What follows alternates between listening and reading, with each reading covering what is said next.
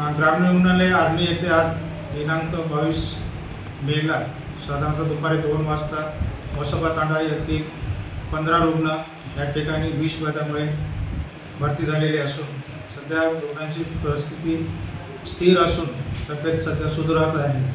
सध्या तसेच अंजनाई तांडा येथील 3 रुग्ण या ठिकाणी विषबाधा म्हणून या ठिकाणी भरती झालेले आहेत. काल संध्याकाळी काहीतरी नॉनव्हेजचा कार्यक्रम होता, त्याच्यामध्ये विषबाधा झाल्याची शक्यता आहे. सध्या रुग्णांची उपचार चालू असून रुग्ण सध्या स्थिर आहे.